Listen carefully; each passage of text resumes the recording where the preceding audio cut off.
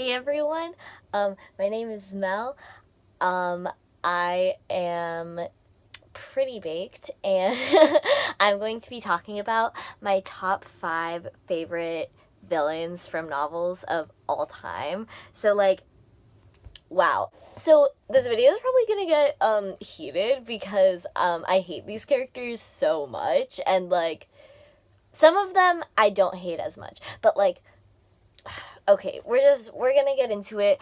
These aren't in any particular order. I guess I should say my top 5 favorite antagonists of all time, because some of them, or at least one of them, isn't really considered a villain, but in my eyes is an antagonist. Okay, cool.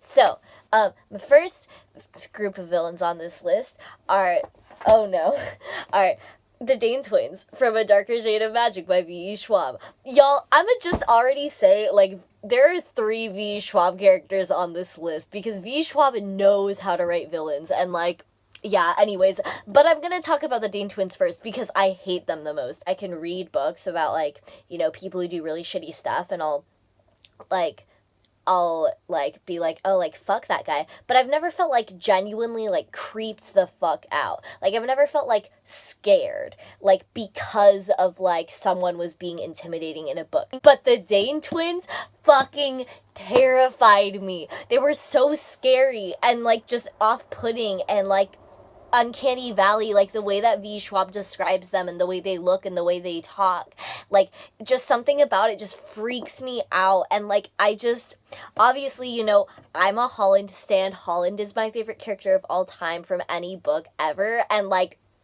fuck the Dane twins, dude. Literally, oh my god, they ruined Holland's life.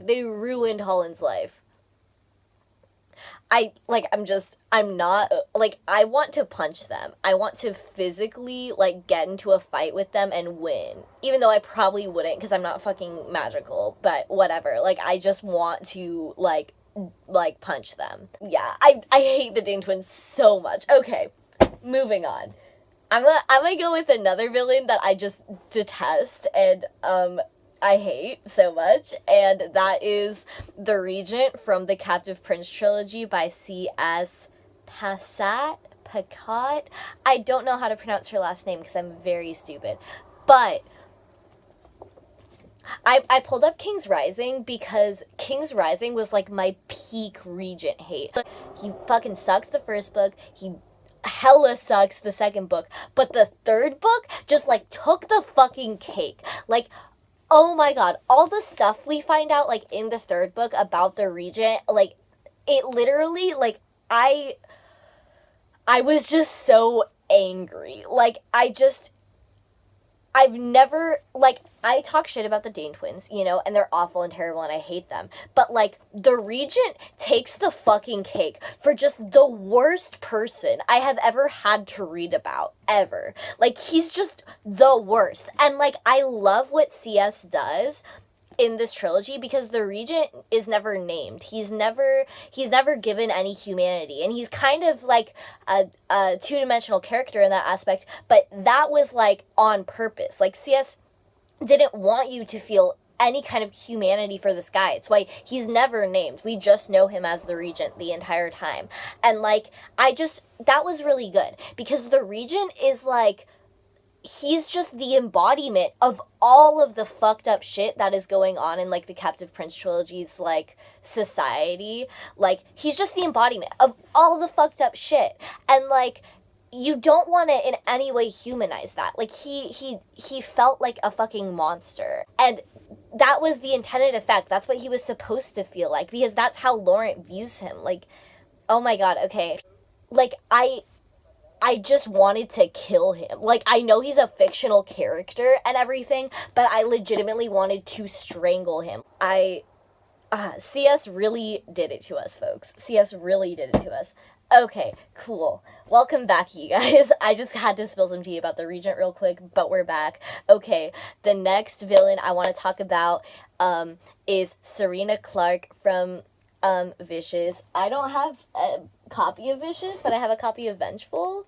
Even though she's not in it, maybe I can hold this up and stunt. For realsies, Serena Clarke from Vicious. There was a lot of very good antagonists in that book, but Serena was my favorite antagonist. I think it's just because, like, I love the trope where, like, characters start out with, like, a lot of empathy. Like, they just have, like, a lot of just, you know, like, empathy, like, how you're supposed to have and everything.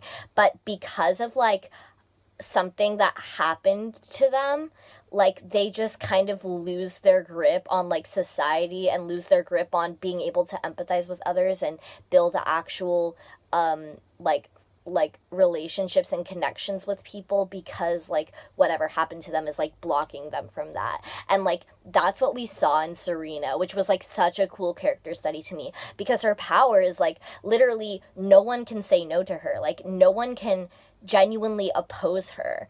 And that fucked with Serena's head.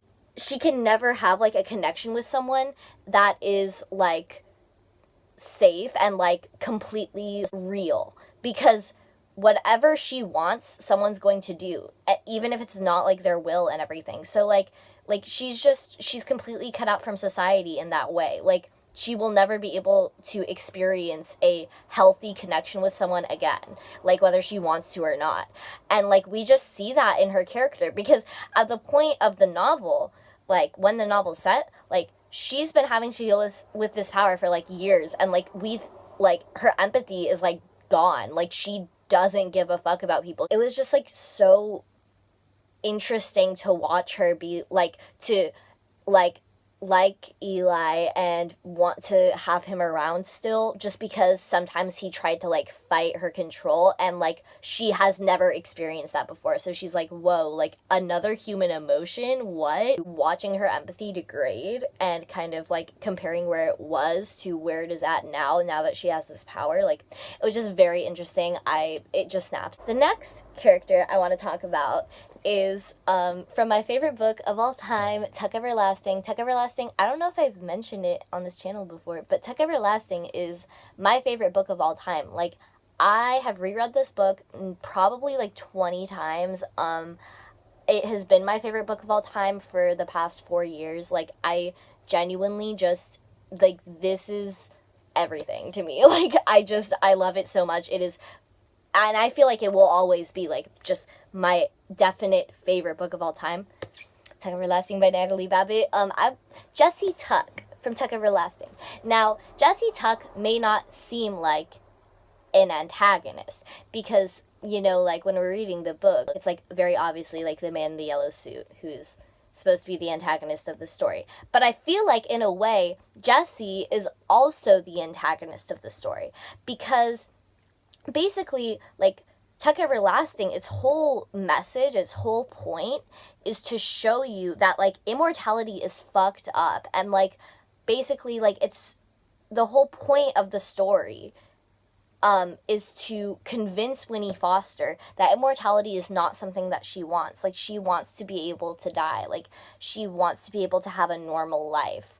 And, like, that is the entire thesis of the book, is just trying to, like, let Winnie know that, like, you know, like, life shouldn't be tampered with like that. Like, immortality will just really fuck you up, and, like, you should just have a happy long life, like a happy long mortal life, you know. And Jessie is the one directly opposing that growth in Winnie to see that immortality is fucked up, because we have Jessie, on the other hand, being all like, oh no, like, don't listen to them, actually immortality is great, like, you know, just, like, drink the water, like, no big deal, like, just drink it, you know. And, like, so I see him as an antagonist in that way, because it is keeping Winnie from, like, fully growing as an individual and, like, realizing that, like, immortality is, like, not something that she wants, but she should be fulfilled by just, like, a long mortal life. Okay, also, I'm gonna just say it right now, if you had to read Tuck Everlasting, like, the 6th grade or whatever the fuck,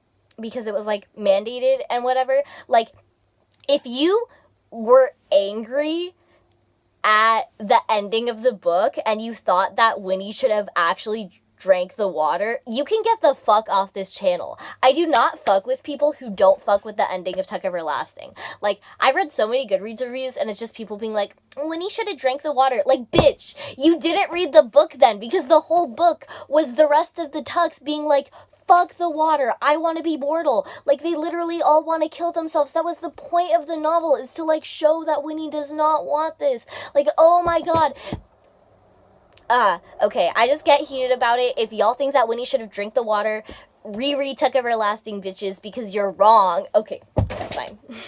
But anyways, yeah, I just think that Jesse Tuck is a really cool antagonist because we don't see him as an antagonist. Honestly, like when you read this book in like the 5th grade, like obviously like you're not seeing Jesse as the antagonist. You're seeing Jesse as like this really cool like kid who's like, oh, he's just like, he's so like adventurous and he can do anything and he's immortal and he's free and, you know, he can do whatever he wants. But like when you read it as like in your late teens, or like when you read it as a young adult and everything, like you realize that Jesse isn't okay.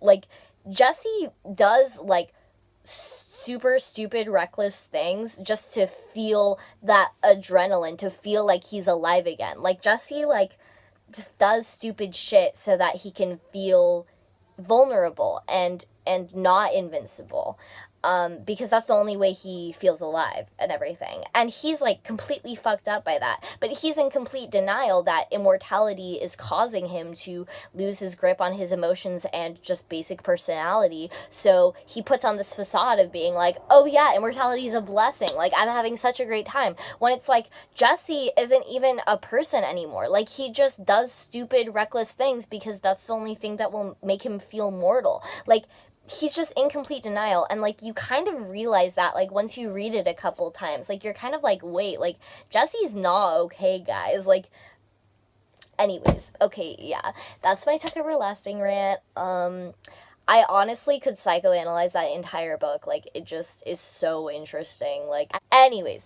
my last villain that I would like to put on this list is Leo from This Savage Song by V.E. Schwab. You already know 3 V.E. Schwab villains up in this bitch, but that's just how it is. V.E. Schwab writes the best villains, okay. Like, okay, basically, spoilers for all of The Savage Song. If you haven't read The Savage Song by V.E. Schwab, like, get the fuck out, because, yeah, like, it's so good. Please read it. But I'm about to spoil the entire first book, so click away from this video, if you have not read it. Okay, moving on. Leo. Fucking, I trusted that bitch. I trusted him. I knew he was kind of fucking weird because he was a Tsunai created by a fucking, like, cult mass suicide. But I was like, okay, well, he's August's brother, and, you know, they're Tsunai. Maybe I just don't understand their family dynamic or something. Like, I trust him. Like, he wants what's best for August. So, like, I kind of trusted him. I didn't like him, but I trusted him. And then when he walks into the fucking room, when August is just like, he just got beat up by Sloane, and he's just like on the floor, and August just fucking walks in and spews some shit about like how like they need to cleanse the world or whatever. Like, I lost my shit. It was so perfectly foreshadowed that I just appreciated it so much, because it was one of those like moments where you could look back and you could be like, oh fuck, yeah, like Leo has really been on this grind for like this long, like, and I just didn't really recognize that behavior. Leo is fucking crazy, like, obviously, but like how that connected to his birth as a Tsunai. He was created from the suffering of like a bunch of like cultists who, like, you know, were kind of brainwashed into killing themselves. Like, he like originated from that, so of course he's going to like have the fucked up worldview of the people that created him and of the grief that created him.